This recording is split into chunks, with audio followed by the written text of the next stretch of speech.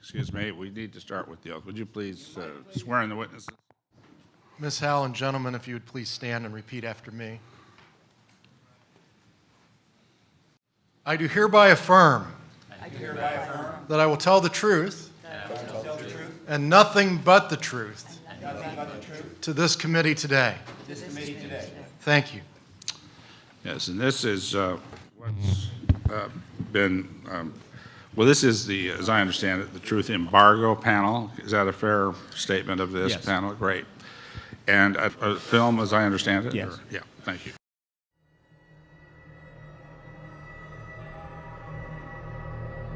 Yes, well, as we get older and older, I'm 77 right now.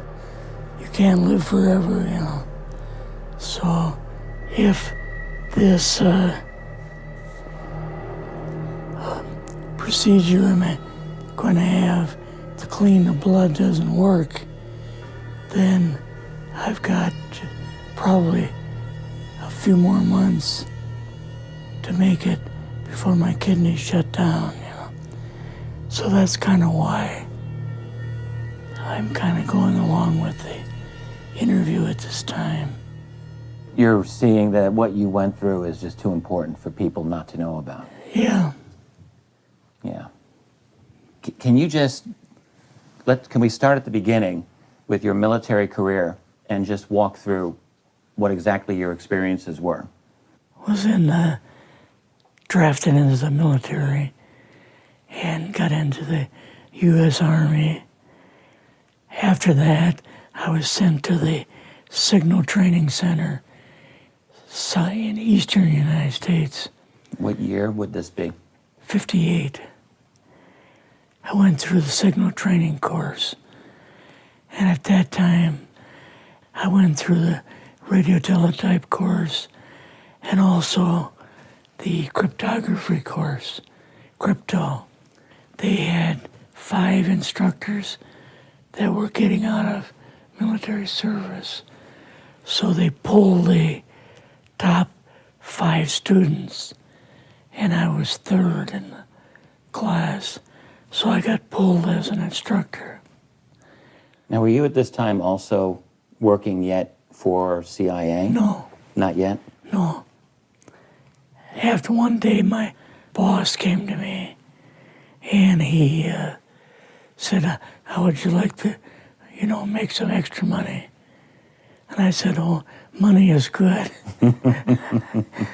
So he's explained to me that he could put it through, would have to get a top secret White House Q clearance for the job, And I thought, boy, must be a pretty exclusive thing, And I said, well, what is this? And he said that I'm director for the CIA for Eastern United States, And I said, oh, I didn't know that. And he said, you weren't supposed to. After about 6 weeks, my security clearance came through, and I got my CIA card. It was an ID card, like a credit card, where I could just go up to the door and slice it, walk right in. And my name at that time, I used a artificial name too. Never used my real name. I started working with him on the project he was on, and that was Project Blue Book, which was kind of partially a fraud. You're saying some of the Blue Book cases were completely fictitious? Yes. But the cases that we got came from, I think it was Fort Belvoir, Maryland. Mm-hmm. Fort Belvoir? Yeah. And it didn't come from the Pentagon, or it didn't come from CIA headquarters. But we would get reports about a certain sighting that they had in Mexico or Italy or something like that. And then we had people that would follow through on it, that would go out and interview the people to see if they were nutcases or if it was real, you know. So they'd be going overseas frequently? I wasn't, but I always stayed statewide. But the people we had working with us from the CIA would do that. We would get like a new report probably a couple times a week.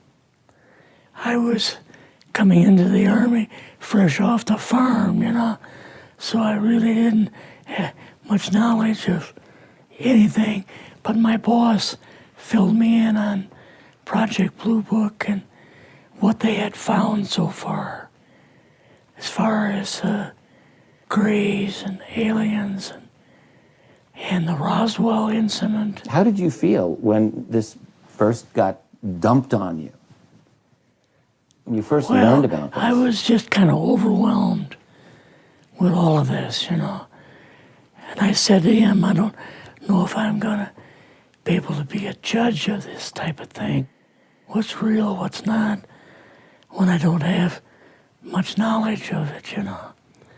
So What did he say?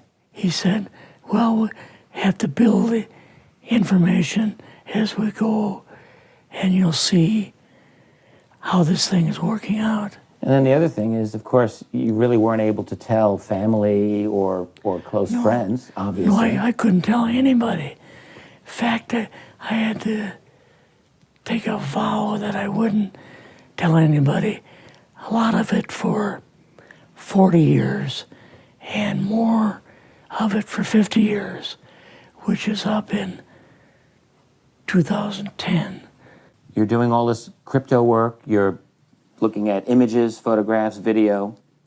It's 1958, maybe the fall of 58. What happened after this?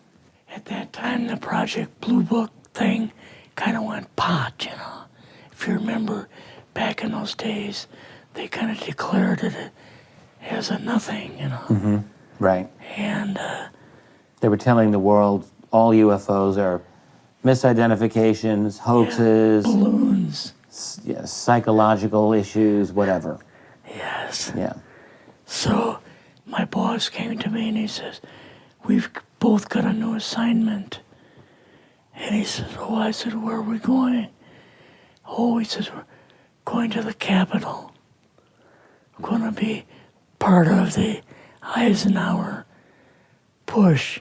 He's trying to find out something about, all about these aliens that MJ-12 was supposed to find out, but never sent back reports to him. The MJ-12, the UFO control group, were they calling it MJ-12 at that time? Yes.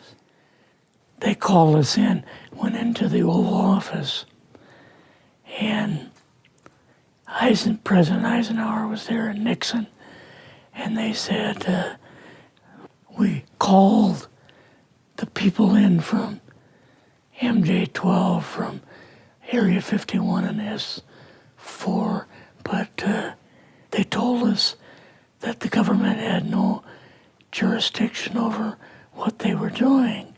So being a general, past general, you didn't tell them to go to hell without any real good reason, you know. Mm-hmm. So he said, I want you and your boss to fly out there. I want you to give them a personal message. And he says, I want you to tell them, whoever is in charge, tell them that to get in, they have this week, coming week, to get into Washington and to report to me. And if they don't, I'm going to get the First Army from Colorado and we're going to go over, we're going to take the base over. I don't care what kind of classified material you got. We're going to rip this thing apart. Eisenhower was going to invade Yes, Area 51. Yeah, with the First Army. So you go out with your superior. Yes. You fly out. You land. What happens? Can you describe this whole process, what you saw? It took us the 13 or 15 miles south to S4 had like different garage door openings. Okay. And in these garage door openings, they had like different saucer crafts. The very first one had the Roswell craft in. It was kind of crashed up, but apparently every alien that was in it died except for a couple. So you see the Roswell craft, and what are some of the others that you see? Well, the Roswell craft was really strange because it looked like real heavy aluminum foil. We could rock next to it, and you could rock it. The whole thing probably weighed 150, 300 pounds. Could they tell what the source of power was of this craft? Yeah, it was like a reverse gravitational thing of some kind. In fact, one later on, I got the mathematical code for reversing gravity in a 3x5 card. I guess there are different types of grays and so on. How did you see that evidence? Well, at the later on at S4, we viewed the autopsy film, and then the colonel said, "What we've got in here is we're interviewing a gray alien." All right, right there. How did you feel at that moment? Well, I thought, boy, we had no idea we were going to see the real thing. All we saw was film. You had to have a little bit of heart racing at that Yes. moment. My boss was able to go in and had like a partial interview with him. So what did this gray alien look like? Could you describe him a little bit? This one looked a little bit oriental. So I'm just wondering if it looked almost human, what about this didn't look human? No, it didn't look human as far as the skin tone and basically the shape of it and the size. How was its head size compared with a normal human, for example? Brain was kind of a little bit bigger. And some of the nose was very, very small. And the ears were just like holes. Mouth was very small. Now, why were they bringing you out here at all, anyway, to see an alien? What was the point? To go back and tell the president they actually had one. So he did not know at this point No, if there was an alien at S4. no. What did you do then at Area? Were you done, or did you have other things to do at Yeah, so S4? basically we were kind of done, went back to Area 51. They took us into the main building, and there we saw a U-2, which of course we didn't know existed. And a model of the SR-71. Yeah, the Blackbird. So, but like I mentioned earlier, it was not a model of the current Blackbird. It's an earlier version. But an early version. Did you go directly to Washington after this? Or did Yes. you go somewhere else? How did they get, did you fly regular airline or? We flew back to the commuter plane back to the air base, and then took President Eisenhower's Lockheed Electra back to Washington. You and your supervisor, Yeah. superior officer, and now you're meeting with the president? Yes. Can you describe this? Well, we met with him in, the second story of the old OSS warehouse building. And Eisenhower and Nixon were there. And also Hoover was there. So he asked us what was going on. And we told him about the alien, the whole situation, and the black projects and so on. And he was just totally shocked. He appeared for the first time to be worried. You know, like he was worried. I would think that Eisenhower would, I mean, he certainly knew that flying saucers were real. Yes. He knew that there were aliens. So I guess I'm just wondering, what would he have been, really surprised about? Surprised about the black programs. Eisenhower said, got to keep this thing completely secret. You know, can't talk about this. Your actual name is, I mean, the name you grew up with, that was a different name than what you had in the... I never used it in the CIA at all. Now, what about today? You're going on the public record, and this is still sensitive information, even though earlier you talked about, security oaths that maybe expire after a certain period of 50 time, years. but you're still concerned. Linda Motenau's phone call, her phone was tapped, and they got my phone number, and through the telephone company, they're able to find me, and so on. When they found you, what happened? I was going to a grocery store. Two guys in a black suits come out of a black Lincoln town car and came over to see me. And they told me that I'd better not publish anything or talk to Linda about any more things. So at that time, I did, I stopped. That was enough to intimidate you. Yes. Rather remain anonymous. Never show my face on anything. Really, thank you for doing this. Yes, this was, I guess, kind of a good idea because I feel much better having talked about it. I kind of feel like there's a load off my shoulders Really? because I had an awful lot of secrets that I had kept over the years.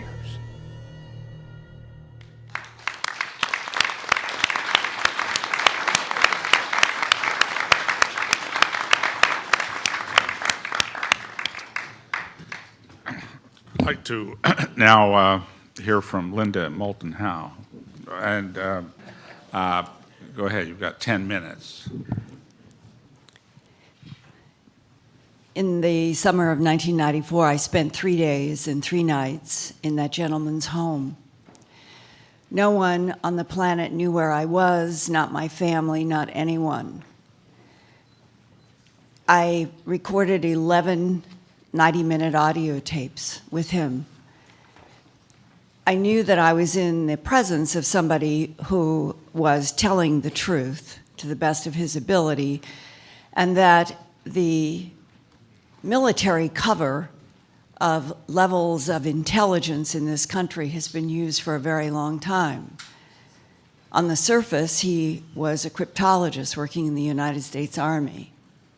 But as he described in the film, he took on a role, highly classified, working for the CIA, and his boss was reporting to Langley from reports that were coming into Fort Belvoir. And he described to me in great detail the autopsy footage that he had seen of non-humans, describing the unusual brains and the unusual internal organs, and the fact that they were screening film disguised as being on a southeastern military base, and that the film that they were screening on a regular basis was coming from around the world. He had seen film from Italy in which non-humans were outside of a craft, and the film had been taken from a nearby peak in a mountain. He talked about Area 51 from his firsthand experience of being there on the other side of what would be a one-way mirror, while his boss from Langley was inside with a non-human. and that he himself had seen some of the craft, like a museum that's inside a Papoose mountain. After those 3 days and 3 nights where no one knew where I was, I left to do something that would be normal in the normal 9-to-5 world.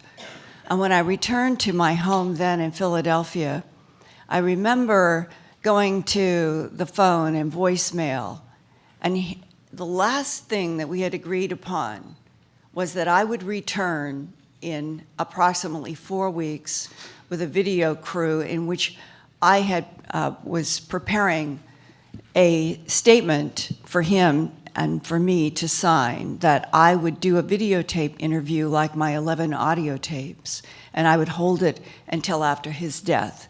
He thought that he was not going to live very long in '94. So I was surprised to hear his voice on my voicemail say, "Linda, my wife and I went to the supermarket after you left, and 2 men were leaning against our car when we came out of the supermarket. And they said, 'We want to remind you that you have been a loyal American, and we are here to tell you that you are never to talk with Linda Moulton Howe again or to discuss this subject.'" None of those 11 hours of my audio tapes would have been in the phone calls. So it means that they were listening to our 3 days and 3 nights in the house. And I promised him from that point on that I would never discuss him or the material. And in fact, later on, I received information from someone unknown that he was dead. So I am personally gratified to see that he made a statement today for this citizen hearing, because he is scratching the surface of how complex this is and how military and intel people have been intimidated for not only their whole careers but their whole lives, to never tell the truth about something so fundamental as we are not alone in this universe, that non-humans have been interacting with this planet for millennia, and you have just heard from one of the firsthand. I had placed before you a prepared statement concerning truth embargo and a whole other experience that I had in Kirtland Air Force Base in 1983 that would have been a decade before being able to talk with this man.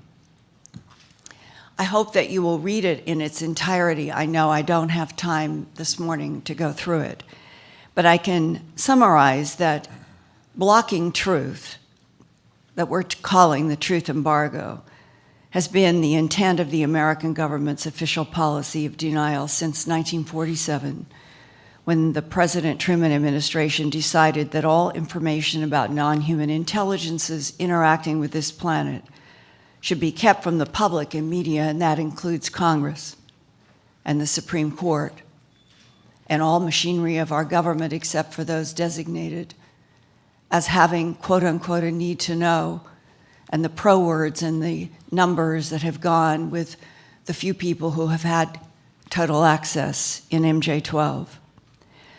I encountered truth embargoes repeatedly as I investigated the bloodless, trackless animal mutilations in Colorado and the surrounding region for my TV documentary special, A Strange Harvest, beginning in September of 1979. And I have provided for you a letter from United States Senator Harrison Schmitt, dated March 14th, 1979. It is attached to my statement.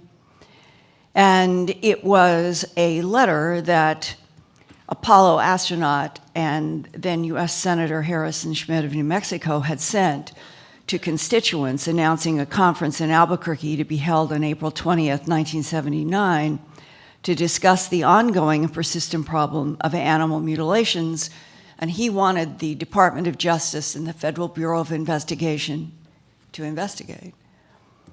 And that 1979 meeting was held, and 5 months later, in September 1979, as Director of Special Projects at the CBS station in Denver, I began what became a 9-month, 18-hour-a-day, 7 days a week investigation. And I went to Santa Fe and I did an interview with Senator Schmidt.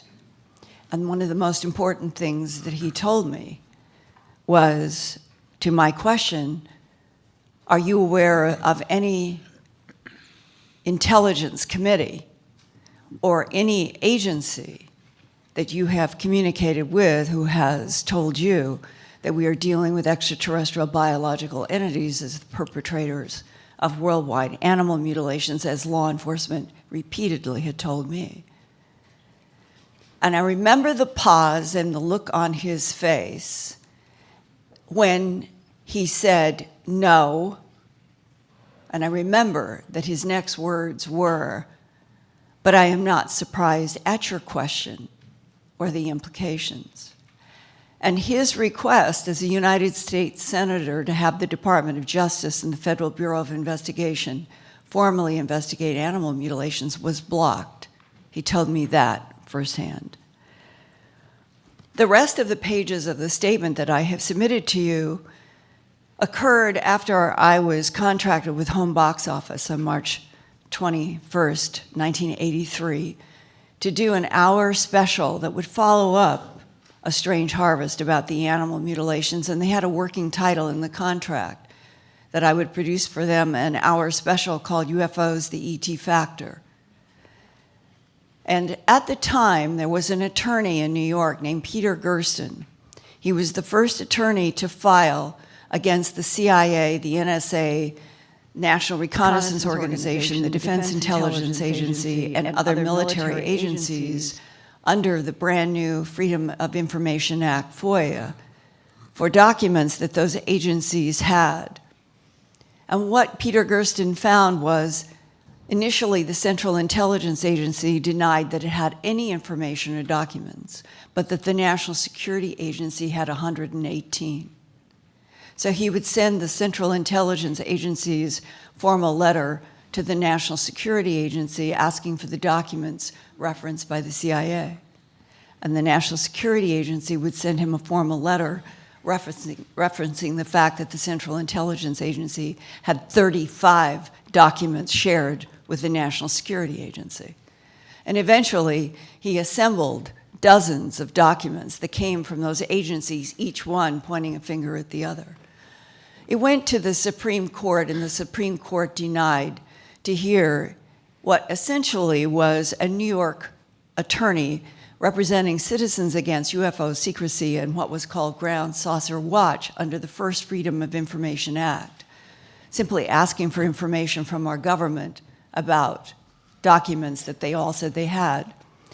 And even though the Supreme Court denied that they would take on that lawsuit, out of it came many pages of blacked out information that has been held up by Stanton Friedman and others of us over the years, that agencies who are not allowed to speak and who have been responsible for counterintelligence since World War II to convince us that there's nothing to this phenomena are the very agencies. The witness has about 1 minute remaining.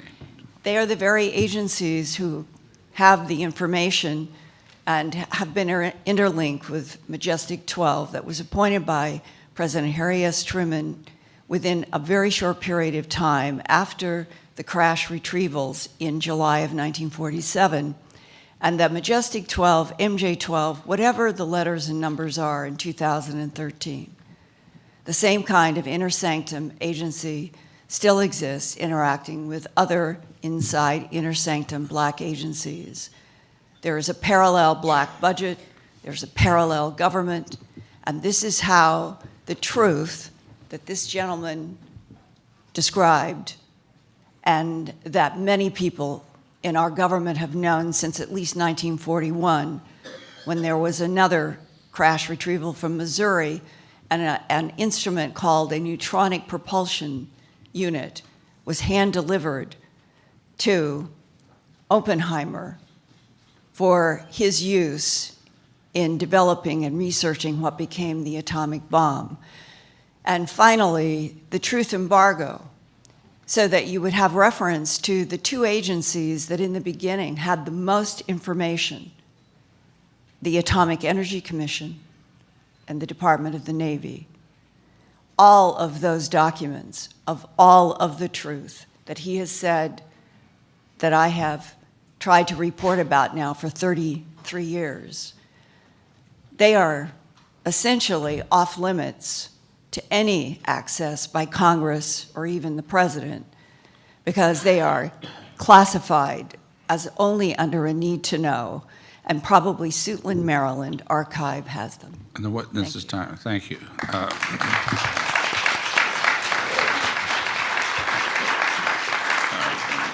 I'd like to, now the panel will hear from Richard Dolan. You have 10 minutes.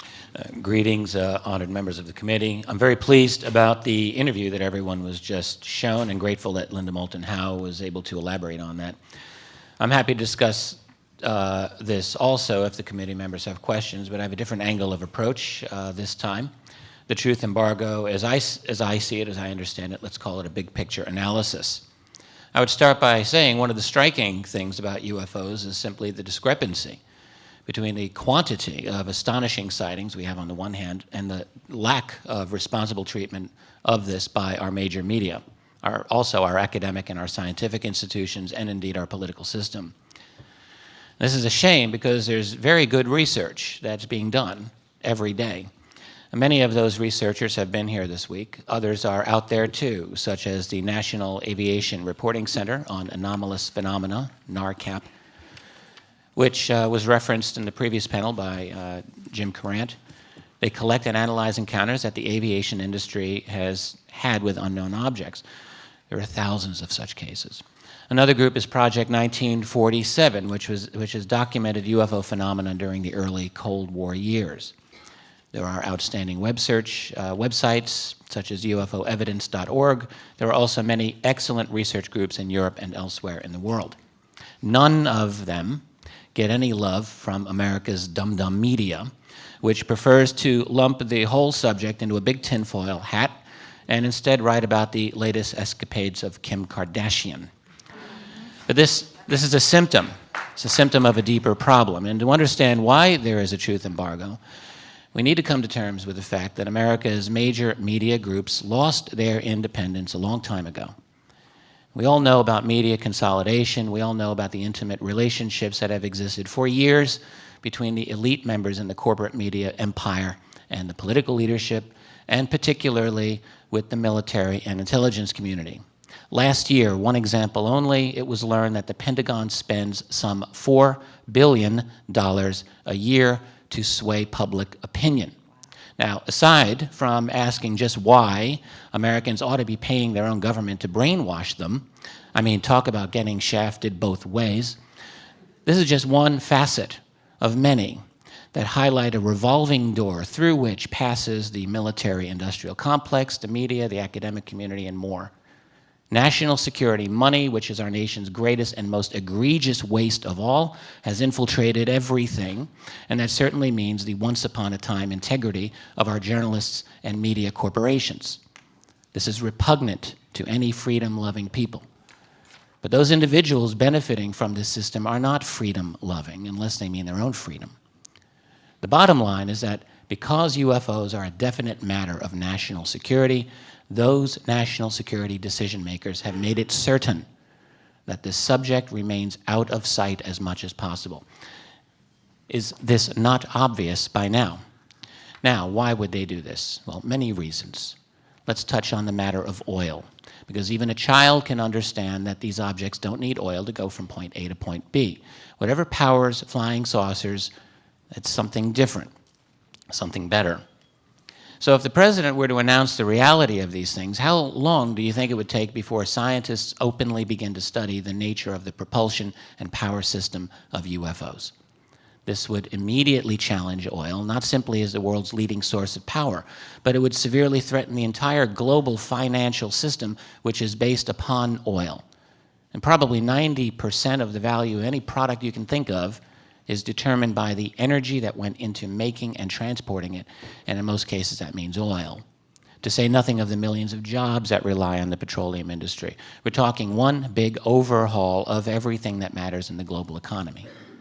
Can we think for an instant that those individuals in the know haven't thought about this, especially if there is that holy grail involved, some form of free energy. And what if this new form of energy can't be easily monetized? What if? Could the global financial structure afford free energy? A perverse question, to be sure, but one that has to be important to those individuals at the top of the human power structure. And of course, there is the political nightmare. Any announcement of this reality would come at the cost of worldwide public anger. No one wants to learn that they've been lied to for an entire human lifetime. They would want to know just how this secret was kept. That's a very big key right there. That would lead inevitably to questions about why Congress was kept out of the loop, why our major institutions missed the boat, and just who has been managing the secret. And that would lead, obviously, to a wholesale investigation of black budget America, shining sunlight into a very dark place. And what might we find? Well, consider. Just consider that Roswell was indeed what the researchers here 2 days ago discussed so eloquently and cogently, that it was the retrieval of alien technology and perhaps bodies. In fact, there are a number of well-researched UFO crash events, so suppose for a moment that it happened. That would mean that the cover-up involves much more than mere knowledge of other beings here on planet Earth. It would mean there is possession of such advanced technology as to be nearly incomprehensible, at least at first. Hard to consider, and yet an inevitable conclusion. So what happens when teams of brilliant scientists with total secrecy and nearly limitless black budget funds are able to study recovered alien technology for many years and even decades? Could it not be that, given enough time and effort, even if they couldn't replicate what they found, they might have learned a few things? Some such claims have been made, and it's reasonable to suppose that breakthroughs would have been made. Breakthroughs such as solid-state electronics, fiber optics, high-tensile fibers, lasers, and an array of other money-making opportunities for the defense and other industries. None of this has been proven, but it is also true that the private research undertaken in classified environments is not easy for outside researchers to observe. And in fact, it would be very easy to hide the Roswell connection in the historical treatment of these and other technologies. Another relevant consideration of such breakthroughs is that they would reduce to zero any incentive to reveal the secret to the public. Why give up the goose that lays golden eggs? But now matters become even more interesting, because what if some of the breakthroughs were even more significant? What if they included secrets to what is known as field propulsion or electrogravitics? What if they led to a new source of energy, something that could replace petroleum? To those managing these special access programs, they could never allow such breakthroughs to see the light of day. Of course, those scientists doing the research would need to continue and learn everything they could about electrogravitics, anti-gravity, new sources of energy, and any related topics. Consider also what happens when such breakthroughs become classified. We know it happens all too frequently that public science has become hostage to national security. What we're looking at is a situation in which the classified black budget world, at least part of it, has gone so far ahead of the rest of us, we may, with justice, almost look upon them as a separate society, something I have sometimes called a breakaway civilization. How far ahead might some of that classified world be?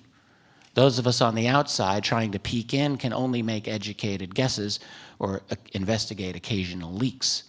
My own conclusion, at least for now, is that they are very far ahead indeed, with the ability even to enter and leave Earth orbit with much greater ease than people suspect, perhaps a clandestine space fleet, most likely a significant built infrastructure, a large portion of which is deep underground, and even, why not, possible encounters with non-human intelligences? Why would that be so impossible?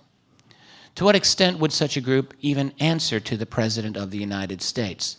Do they rather answer to private, international, financial powers, which basically is how the whole world already operates? I had a long conversation once with a retired senior intelligence official. He had given briefings to... I hate to interrupt. The witness has about 1 minute.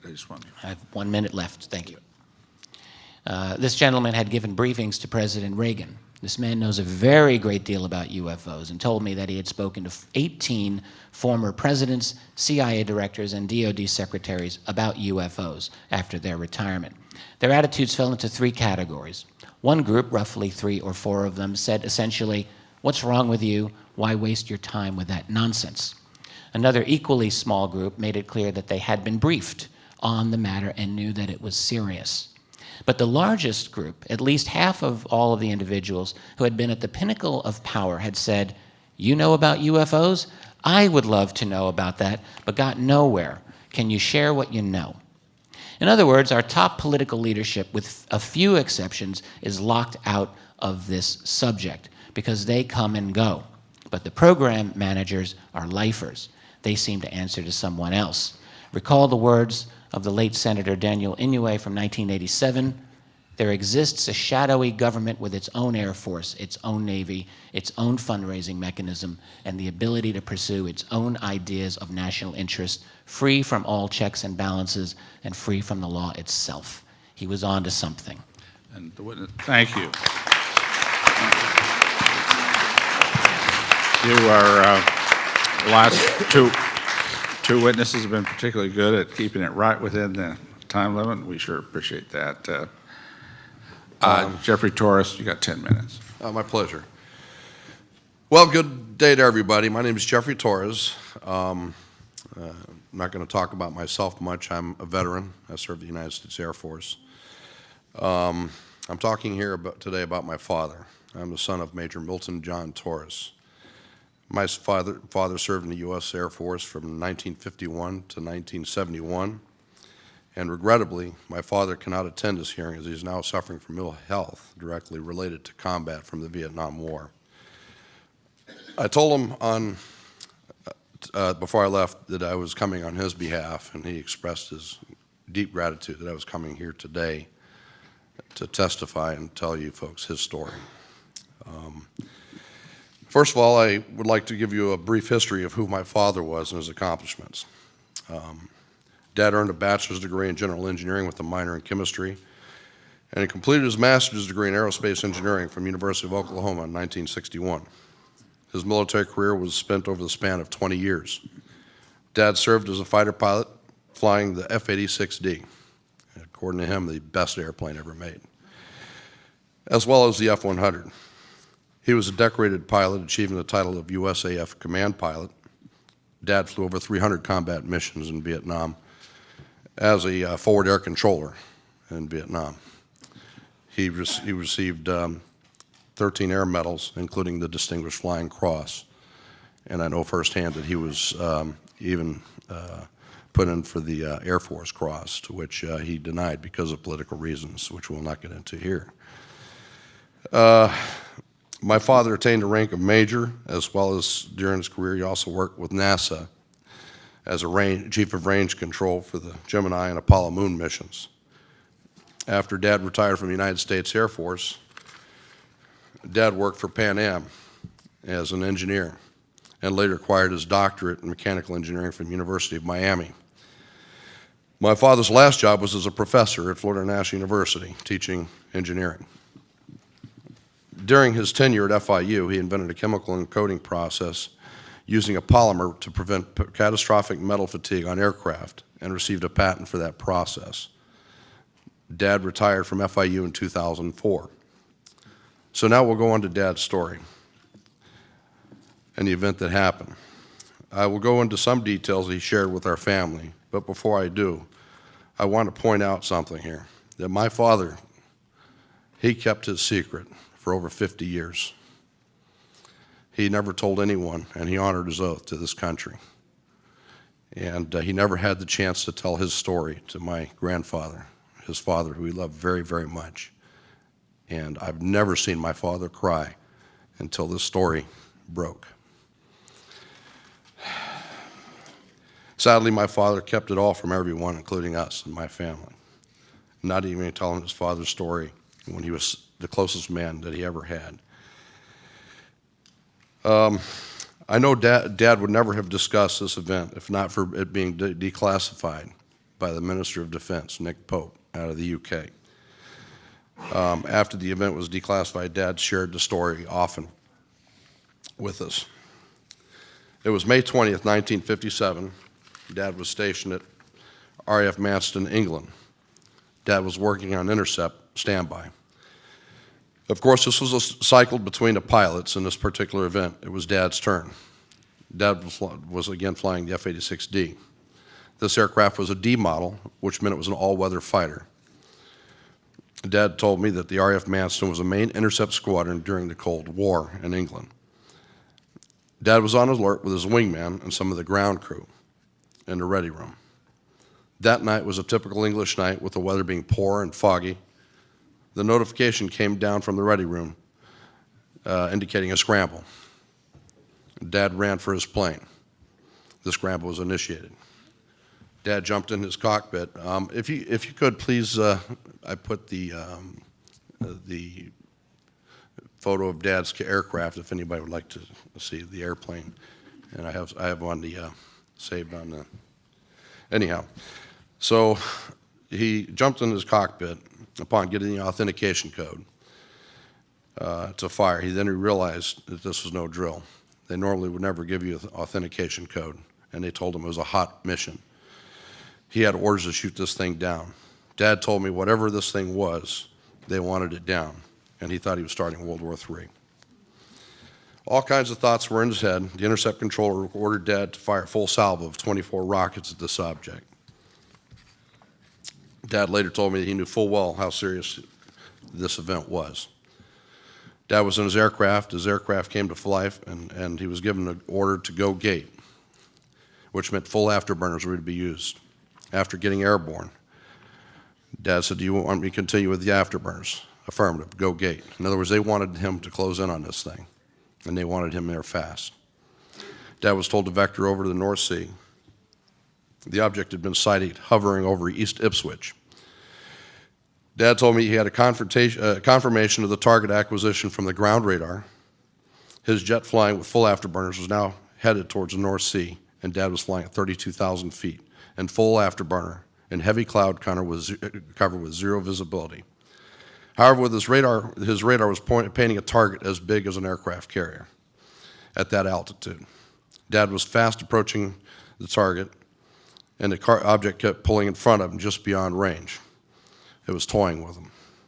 Finally, he was able to get his radar lock on the object. Dad said this thing was huge, and the blip was so big that it was easy to get target acquisition. Right before he got the instruction to fire from the radar control set, the target made an erratic side-to-side movement and moved beyond range, causing Dad to lose lock on his target. The object then accelerated from 0 to Mach 10 in seconds, and Dad was unable to fire as a result. He lost complete lock. Dad told me his radar, his wingman's radar, and the ground radar confirmed it as well. They had lost lock, and they were totally perplexed as to what happened. So, make a long story short, the most compelling thing Dad said was that this thing was doing things that no ordinary aircraft could do. It was defying the laws of physics, and he was convinced that it was of alien origin. Anyhow, during that time, there was nothing in the Air Force that could come close to it.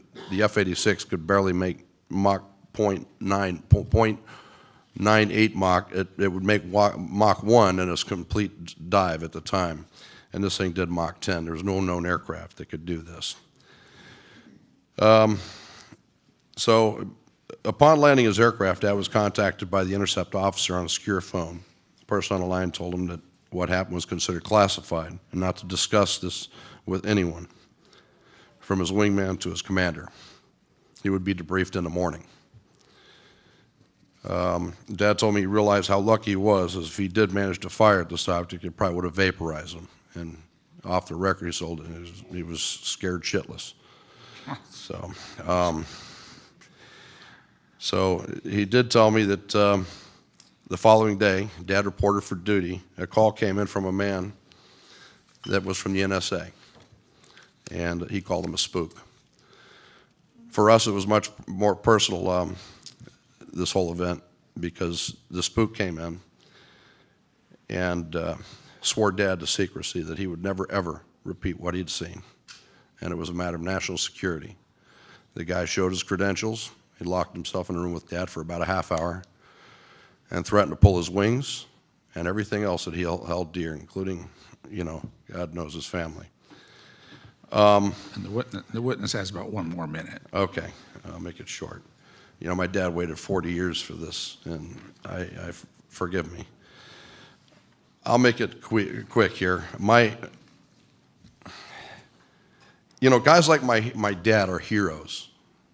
Guys like Edgar Mitchell. When I was a kid, I watched these guys from the side of the beach, watching the Apollo moon launches. And now we're riding with the Russians to the moon now. We can't even go ourselves anymore. And yet the media has blasphemized these great men. You know, how can they? How dare them? How dare them, and how dare everybody stay silent here when people like my dad held this secret? People died that never could tell the secret in Vietnam. It's a shame. It's a real shame that our media is bought and paid for by the Kardashians and the corporate industries of this country and the world. And this truth needs to come out, because there's a lot of people, including my family, who suffered and ridiculed. My father got ridiculed. My brother took phone calls from ridiculing people, and my dad had a PhD. What more do they want? Astrophysicists are saying these things are real, and we're being ridiculed. That's all I have to say, and help this country.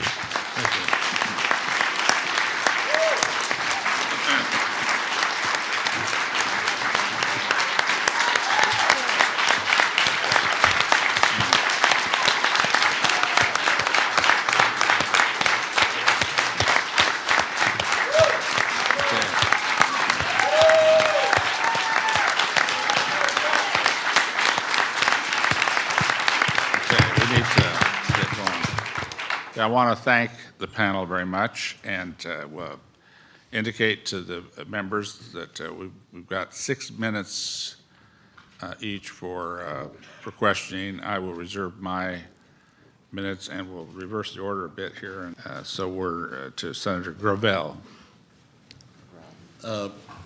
Linda, would you, when this gentleman that was interviewed, and this would go to Richard also, when he was talking about that he saw an extraterrestrial being, was it dead or alive? Alive. So we had imprisoned this person or this being. Could you elaborate a little bit about that? Many more than one. We have had many more than one. In this particular case, this was at Area 51 inside of the Papoose Mountain. If you look at a map, the inside of the Papoose Mountain at Area 51 is an installation, multi-leveled, hidden by the Papoose Mountain. Many people have leaked to me and to others about working there. And in there are offices, as we would recognize as offices, and his CIA boss and the man in the film and a couple of others were taken to one of these offices where there was a one-way. On the other side, I don't know, because it's his point of view. Was it a mirror or was it a reflective glass? But nevertheless, the man you just heard was standing on this side of the glass looking at his boss in the room with, I believe it was 2 others. And then the gray alien was dressed in something like they had tried to make it look sort of American. It had on a T-shirt, and as if they had put clothes on it right at the last minute for this meeting. And it was telepathic, and each mind in the room was communicated with telepathically.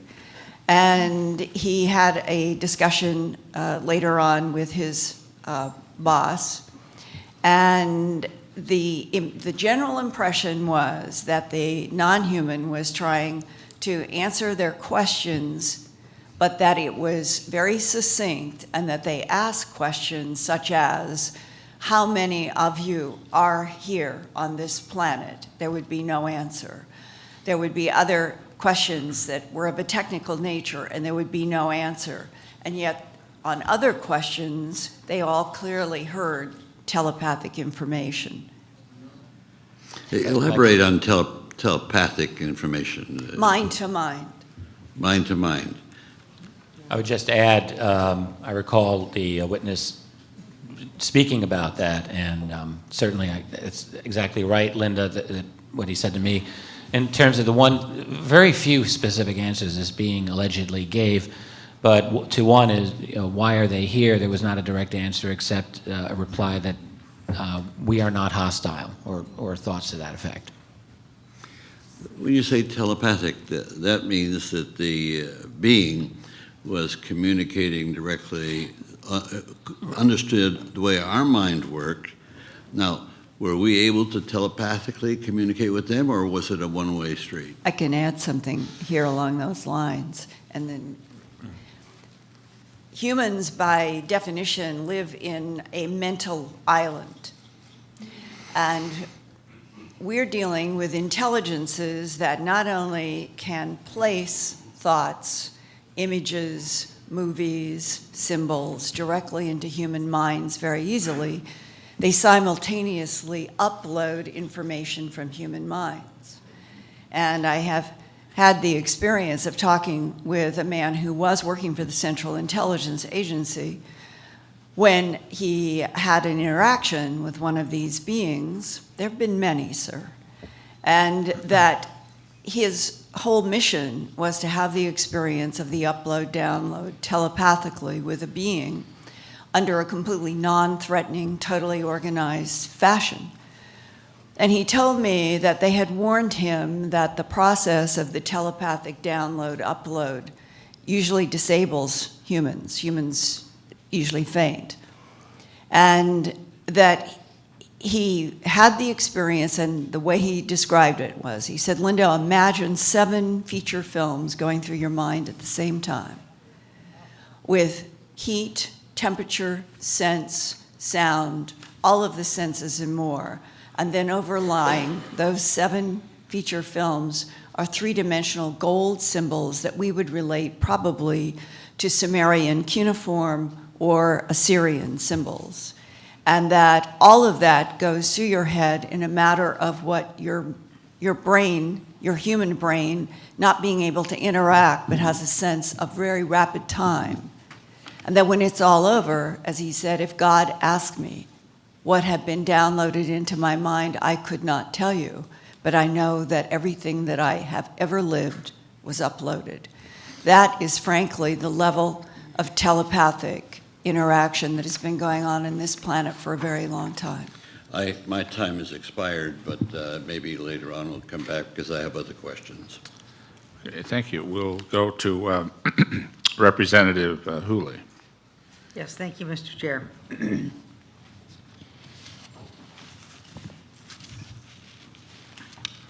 You talked about your father, thank you very much for doing that he had kept the secret for years. How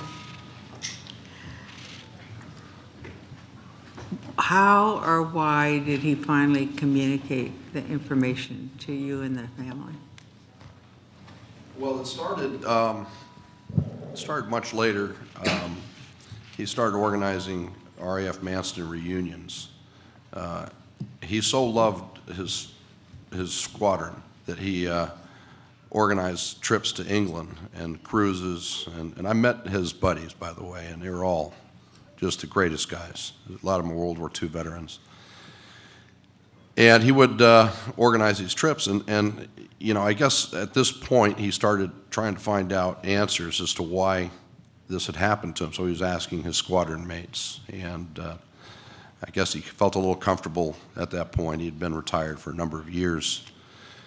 And he ran across Nick Pope, and they were able to declassify the event, but it took many years after that it was declassified. But he had started to speak about it after the reunions, but he would never speak publicly.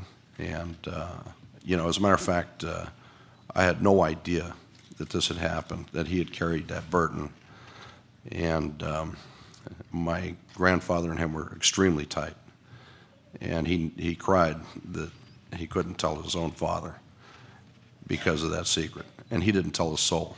Can you imagine Doug fighting like this fellow the other day from Peru? And yet, when he landed, the spooks that were there on the ground greeted him and said, "Hey, let's find out what that was."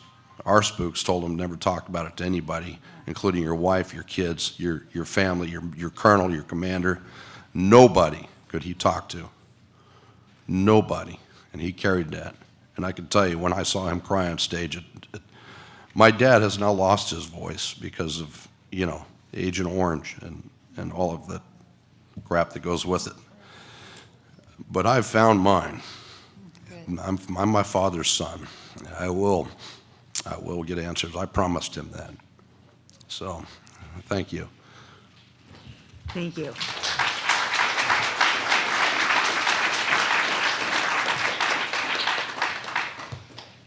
Mr. Dolan,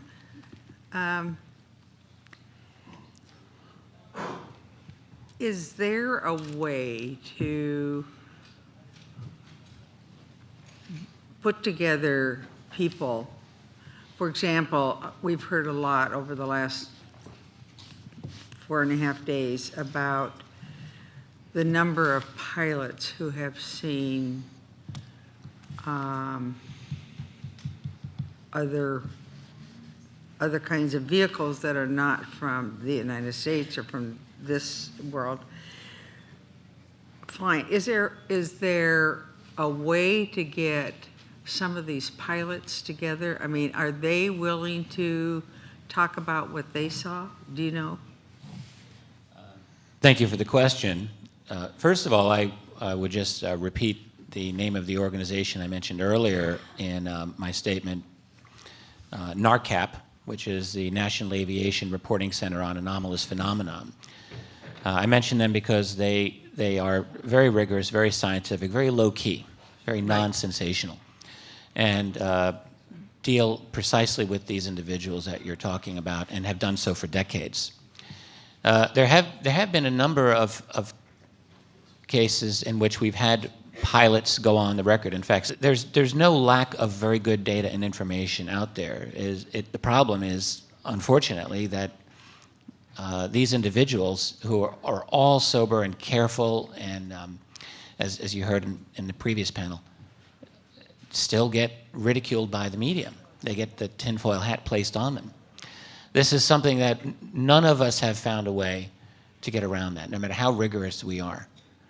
In my own work years ago, when I started researching this phenomenon, I had this naive idea, really I did, that if I just did the most rigorous, careful, historical treatment of the phenomenon that I could, then that just might be the magic bullet, the bat that hits the ball out of the park. And, it didn't happen. We keep trying. I would say that we're in an era now where global communication among researchers has improved and is improving, so that I am looking forward to, I think, the next few years where there really should be better coordination among groups in the United States and elsewhere to be able to put together events like this, and I think more is better. I think with the social media that there's a possibility that you might be able to do that. I mean, people seem to trust pilots. Rightfully or wrongfully, they trust pilots. And they're the most logical group who fly all the time, who are back and forth across this country, across this world, that as they see what they've seen, it seems to me that there would be some validity. I mean, the public would accept that premise if enough of them got together and talked about it. When you add up enough of the near misses and encounters that are up in the air, it's startling. The gentle lady's time has expired. Thank you. We'll then go to Representative Woolsey. You have 6 minutes. Oh, thank you, Jeffrey Torres, for your testimony. Thank you. Thank you so much. And congratulations, Richard, for that video. Thank you. You did such an amazing job, and it was so helpful because you didn't lead the witness ever. I mean, the gentleman. It was clear that's who he is, and that's what he wanted to say. Thank you very much. Thank you very much. Linda, you have said, I think more than once this week, that non-humans are acting within our environment. What do you mean by that, and how do you know that's happening? And, I mean, give me some examples. Other than being in a space vehicle and coming to Earth. Well, I mean, if that's it, tell me that.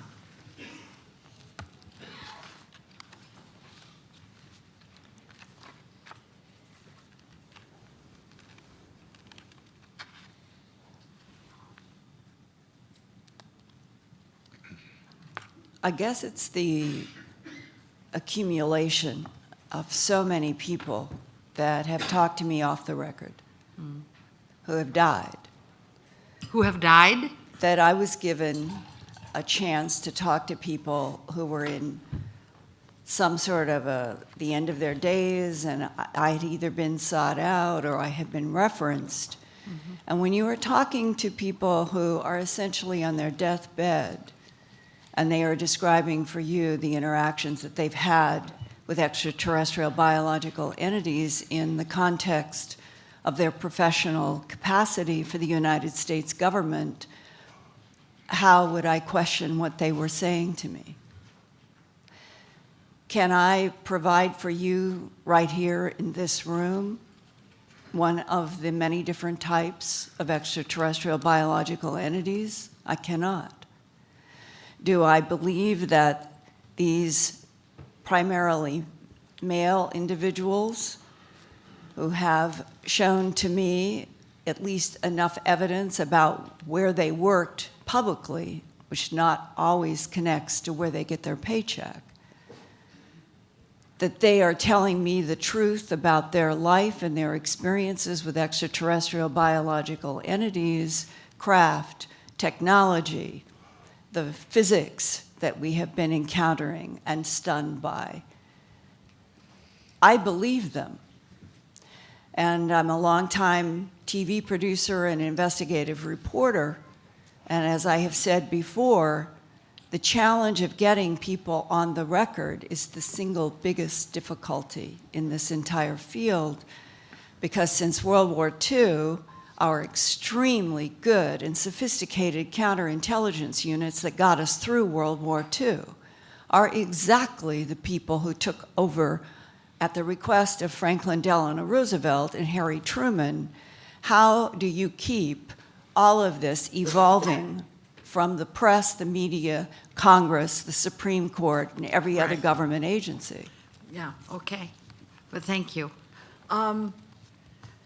Somewhere between now and the end of this day, I'd like somebody to describe for me the different non-humans that have been observed, and what the differences are, and do they intermingle? And I mean, I think we've not asked that question.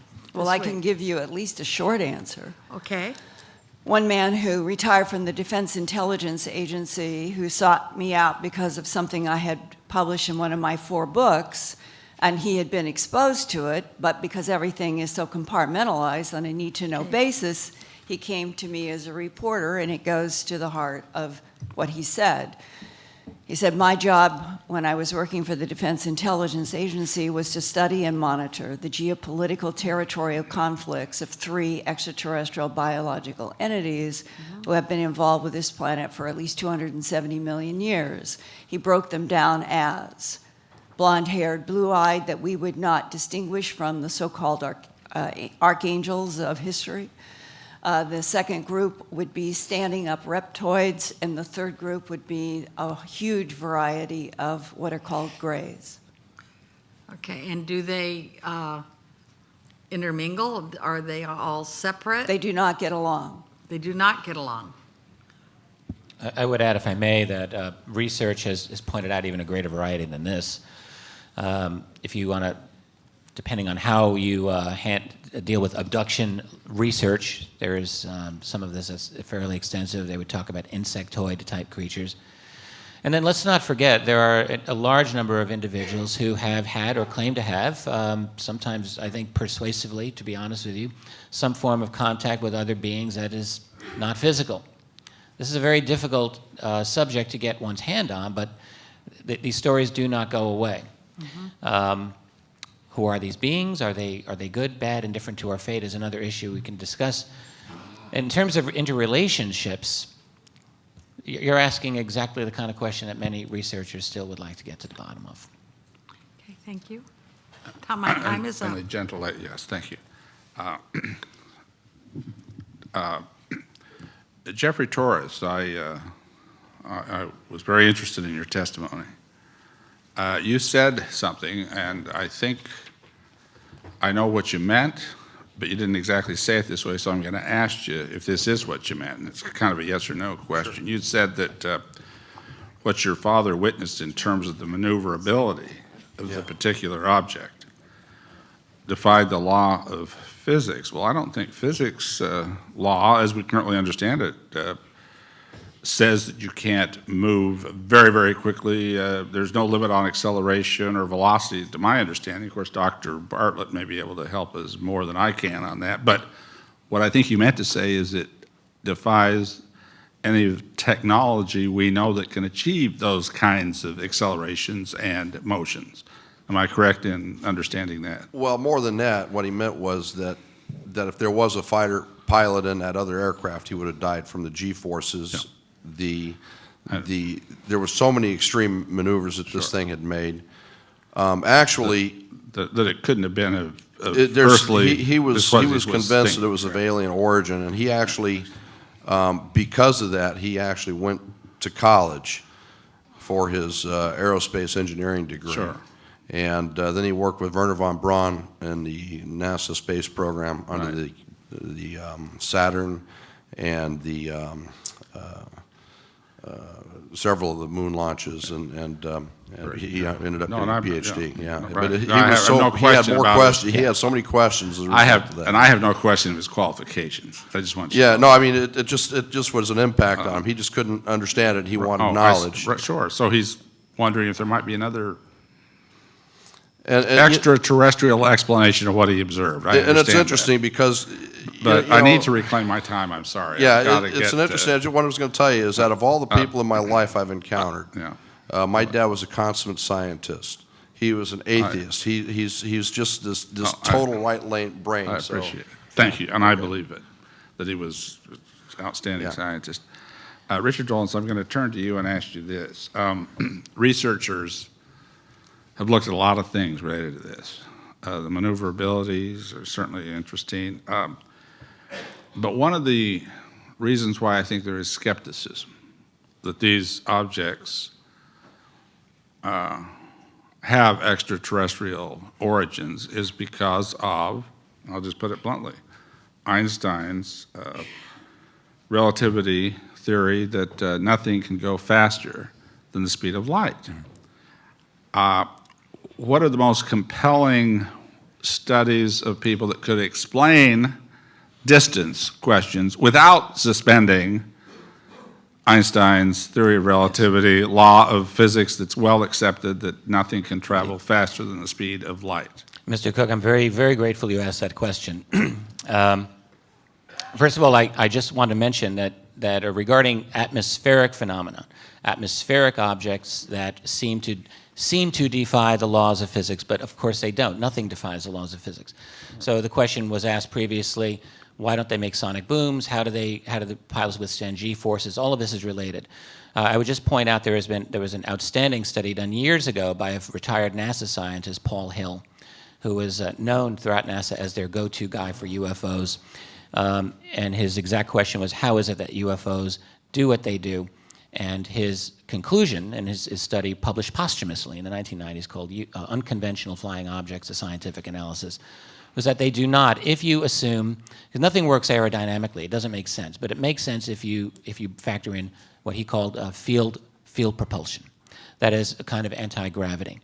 And in fact, now what he couldn't figure out was what is the source of power for that. No one knows that. But actually, Hill did an outstanding work. His mathematics is very sound, and I would simply recommend it to everyone. Now, the distance problem has also been discussed by a number of scientists in the last generation, probably most famously the mathematician Miguel Alcubierre, who the math on what he did seems to be very, very good according to physicists. Essentially, think warp drive in Star Trek in the sense that if you have a source of power significant enough, it is possible and has been demonstrated mathematically to, for a craft, literally to kind of shrink the space ahead and elongate it behind. You're not violating Einstein's E equals mc squared. It's literally space itself that gets I'm going to reclaim my time folded. only for the reason to just Right. get this last question into you. When you say that you're kind of using anti-gravity as a way of saying we don't have to suspend Einstein's theory of relativity. But if you do that, then you're suspending his second theory, the general gravitational theories. So what I'm asking, let me ask you this. Aren't there researchers out there that have put together concepts or statements or proposed theories that say, hey, if you travel at even 10% of the speed of light, and if you have... Oh, absolutely, absolutely. Okay, that's what I'm In trying fact, to- Stanton Friedman, who was here earlier this week, has discussed this at length. There's a gentleman named Paul Laviolette, another one named Thomas Vallone, both of whom have done a lot of work in electrogravitics. I think it's very sound and worth anyone's attention. Thank you. I see my time has expired. Okay, So we're going with you, Representative Bartlett. All right. A Thank you man very who much. may and be thank you able to all. know all these physics rules that I don't. Thank you all very much for your testimony. That there is a cloak of frequency, I think, is undeniable. Like the symptoms of a very serious disease, if the doctor doesn't know the etiology of the disease, it becomes very difficult to treat the symptoms. How in the heck did we get here with this cloak of secrecy? You really can't treat the disease until you know how it was engendered. And I appreciated your testimony, Mr. Dolan, very much. You suggested at least one possible etiology for this symptom of this cloak of secrecy. Let me suggest another one that may give us the hope that it will be reversed, because if you're right, and I hope you're not, but if you're right, there's no hope or little hope that they're going to reverse this cloak of secrecy. Let me suggest another one. For 20 years before I came to the Congress, I worked for the military in every capacity you can work for the military, directly for them, captive Navy contractor, 8 years for IBM, as an independent contractor, Roscoe Bartlett and Associates, doing research work for the military. And for the past 20 years, until just 4 months ago, I was in the U.S. government. 20 years on the Armed Services Committee, 20 years interfacing with the leaders of our military and our government. I will tell you that I think that all of those that I have met make their decisions on the basis of what they think is best for America. And I think that these decisions, I would like to believe that this decision, and it was made very quickly after Roswell, was it not? Within a few hours, the decision was made that we were going to have a cloak of secrecy over this thing. Let me suggest that they made that cloak of secrecy because they thought that if they revealed the truth to the American people, there would be panic, like the panic after War of the Worlds on radio with H.G. Wells. If that was in fact the ideology for this, then it becomes pretty easy to reverse it. Because now, after all these years, there's no evidence that if there are extraterrestrials, there's no evidence that they are hostile. So now, all these years we've been trying to protect the American people from themselves. I'm not sure I agree with that judgment, by the way, that they need to be protected from themselves. But all these years we've been protected because we knew better than they. But now, obviously, there's no threat because these people have been here for a very long time, if in fact they're extraterrestrials. So now we can come clean with the American people. How about that? Wise words, sir. I agree with you. I think that the secret has its own momentum. It generates its own profitability. It generates its own bureaucracy. It generates its own need to continue, it seems to me. How do you tell the world that you've been lying for 60-plus years? I think you tell them, that's sir, the problem. because you thought that was what you had to do, because you couldn't have the kind of panic that occurred after the War of the Worlds, this little thing on radio. Certainly we agree on this. And certainly I think we could say that in the very beginning the secrecy would have started precisely because it was not known. How could President Truman really know what he was dealing with? How could his advisors really know? So it seems logical to me, and I'm sure many people think about it, that you would say, wait a minute, let's get together, let's think about this, let's figure out what we have, and we'll come to a decision, at a certain period of time. My own belief is that breakthroughs in understanding the technology were made. Greed comes into the factor, money comes into the factor, power, and the incentive just goes away. And I think that through the Eisenhower years, at the very least, How quickly, sir, did they know that there were entities, these biological entities? But I hesitate to use that word biological. That's well, obviously, this could be it depends else. on what evidence you judge. There are leaked documents. I consider them legitimate by and large. These are housed. One of the witnesses here, Dr. Robert Wood, is one of the individuals who's discussed them. They're called the Majestic documents. If you take them at face value, it's been known since very early on, since the 1940s, that there are other entities that are here, extraterrestrial biological entities. Yeah, the crafts could have been Soviet. We would have believed anything about the Soviets. Well, indeed. The entity certainly could not have been Soviet. So if they knew about that, they knew very early this was extraterrestrial. They had to. And they had to. And if they knew that, then they could have had a legitimate concern that if this was made public, the public was going to panic. So for the good of the public, they couldn't make it public. Is that a reasonable argument? Yeah, World War II had just ended. The entire world was lying flat on its back. Millions of homeless and hungry people. Everyone was just trying to get back to a sense of normalcy. I can only imagine how the U.S. military would have responded to something this exotic dropping into their lap. Yeah. But if this is in fact the ideology, then there's some hope that they can now say, gee, we've been watching this for all these years. They obviously are not hostile. Yes, well, it is extraterrestrial. My opinion is that there will never, ever be any momentum from the top to move this forward. But the good news is that they're not the only game in town. And the fact is our society is changing as dramatically as it is, as rapidly as it is. And there will be something that will force their hand. I'm convinced of this, and I think it'll happen within a generation or less. And at that point, that's when the battle for truth begins, not ends, because there'll still be spin doctors and attempts. The CIA will never just walk away from the table just because we figure something out. They're not going to say, oh, here's all of our information. So, the battle will continue, but at least it'll be out in the open. The gentleman's time has expired.